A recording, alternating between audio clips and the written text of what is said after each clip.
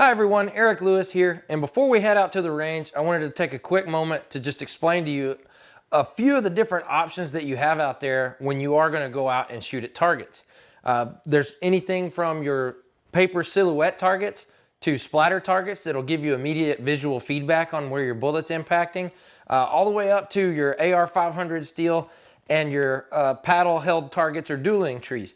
So let me break it down. I want to talk a little bit in specific.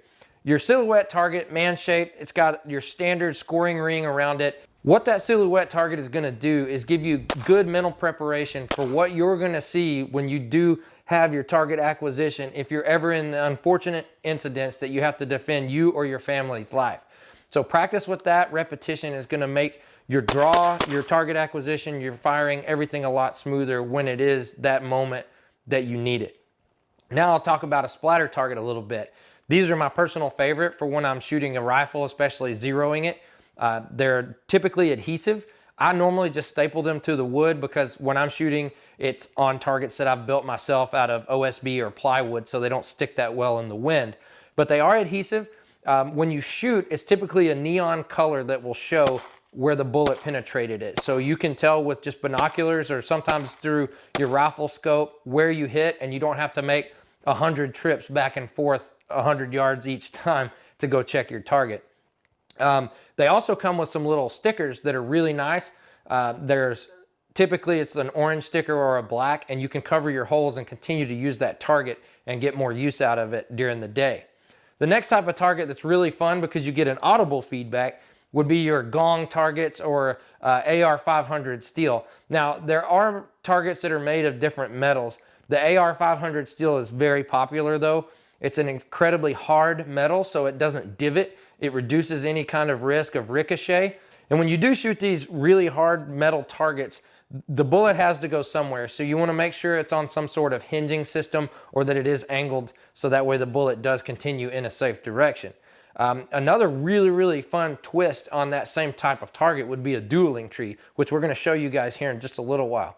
Basically, it's the same type of steel, but the targets can pivot and swing. So when you hit it, it swings to one side or the other, and you set it up so that there's an even amount on each player or shooter's side, and whoever can get all of the gongs swung around to the other person's side first wins. So we're gonna head out to the range and show you guys a few of the different types of targets that there are so that you can have better knowledge and make a better decision when you're trying to decide what you want to select for your next outing. Another great option for a target choice would be shooting clay pigeons, trap, whatever you want to call them. Especially here in Texas, we've got dove season right around the corner, so it's a great way to hone in your skills and be ready for those moving targets. Pull. Pull.